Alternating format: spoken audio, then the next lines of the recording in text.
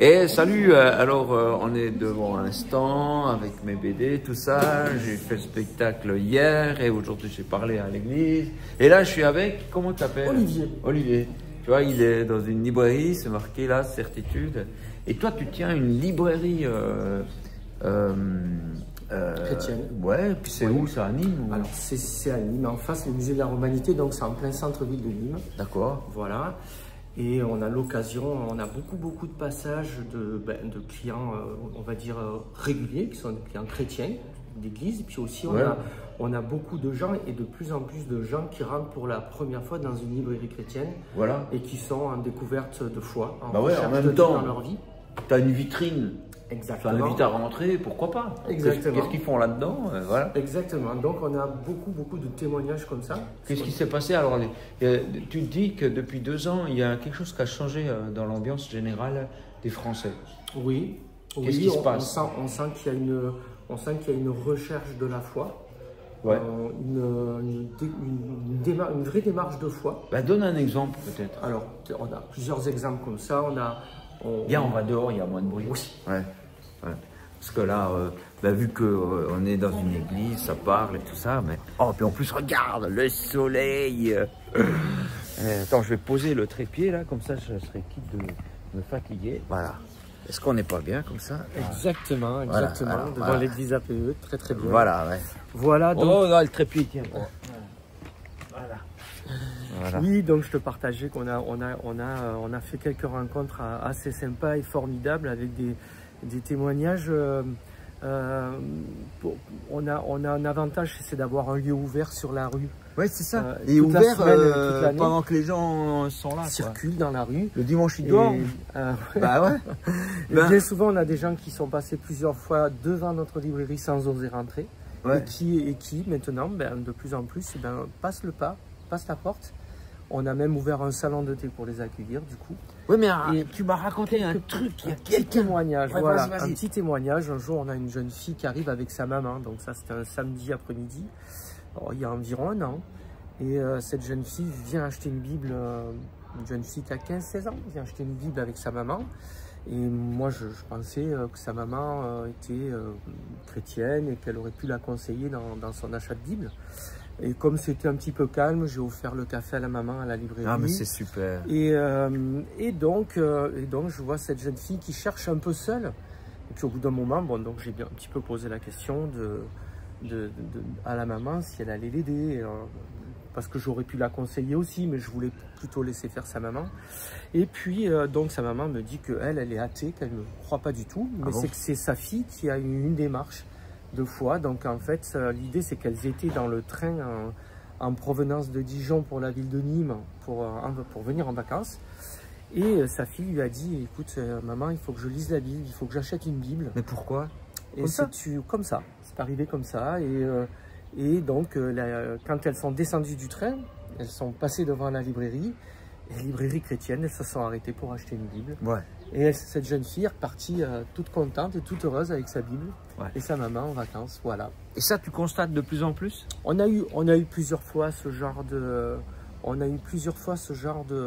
témoignages, au moins 2-3 fois, où des jeunes arrivent avec la conviction profonde de lire la Bible et puis sans aucun passé chrétien ou aucun membre de leur famille chrétien. Oui, tout à fait. Ça leur est tombé dessus, quoi. Exactement, on peut dire que c'est comme ça. Moi, voilà, je pense que le Saint-Esprit les a touchés. Oui, moi je pensais à ça aussi. Exactement, et donc elles arrivent dans la librairie pour acheter des Bibles. Waouh.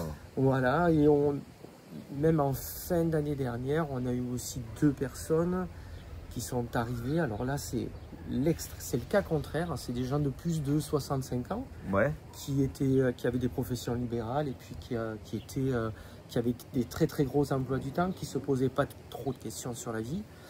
Et elles arrivent en fin de carrière, elles arrêtent leur activité professionnelle au travers de leur magasin. Et là, ces personnes se posent beaucoup de questions. Et finalement, on les voit arriver sur la librairie pour demander un livre sur Dieu. Et voilà, on a eu aussi ces 2 témoignages comme ça. Là. Enfin, je les ai vécus, moi, en fin d'année 2024. Donc, on a le fait d'avoir un lieu ouvert sur la rue Ouais. Ça permet aux gens de rentrer avec Ouais. confiance et puis de poser des questions, de chercher des réponses. Ouais. Et ça devient un petit peu, ces lieux chrétiens ouverts, ça devient un peu des lieux références où on sait qu'on va pouvoir trouver des réponses à ces questions-là. Ben ouais, et Voilà. puis moi je pense que c'est pas la première fois que je l'entends. Je pense qu'il y a quelque chose qui a changé dans l'air. Les gens, c'est plus pareil. Il y a Dieu qui est en train de toucher beaucoup de personnes autour de vous. Donc c'est le moment de ne pas se taire. C'est le moment Exactement. de partager. Tout à fait. Et il y a une ouverture. Il y a une ouverture à tout et à n'importe quoi, mais aussi à Dieu. Donc, si vous avez l'habitude de garder ça pour vous, ben, je vous propose de changer. Et puis d'avoir le courage d'aborder ce genre de sujet, parce que l'ambiance a changé. Et ça, là, on est en France, mais je l'ai constaté en Suisse aussi. Je ne sais pas pour les autres pays, mais il y a un truc qui a changé et je vous encourage à surfer sur cette vague du Saint-Esprit. Oui, tout à fait. Et ma petite réflexion et ma petite idée sur ce qui est en train de se vivre, c'est que dans les années 80, il y avait des réveils où c'était les bannières, les gens dans la rue qui chantaient, tout ça. Et aujourd'hui, je pense que c'est pas pareil. C'est un réveil vraiment des cœurs et des... Enfin, à l'époque, c'était un réveil des cœurs aussi, mais c'est un peu comme un feu dans un ballot de paille. On ne voit pas les flammes, mais il y a quelque chose qui se fait au cœur du ballot et j'ai l'impression que c'est un peu ça.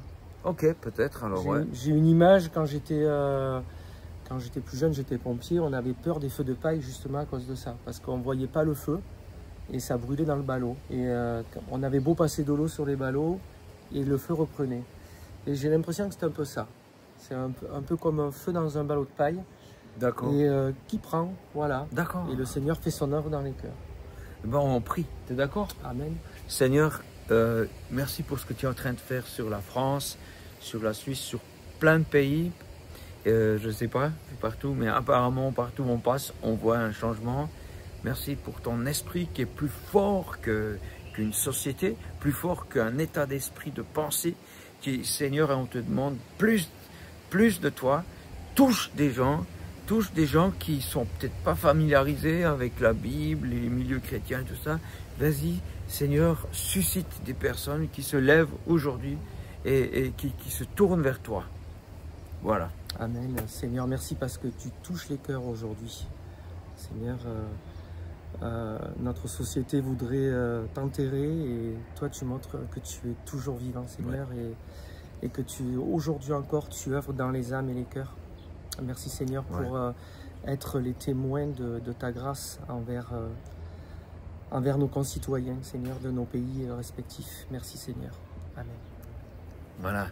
Racontez-nous, hein. Si vous avez vécu des témoignages, vous pouvez mettre en description en dessous.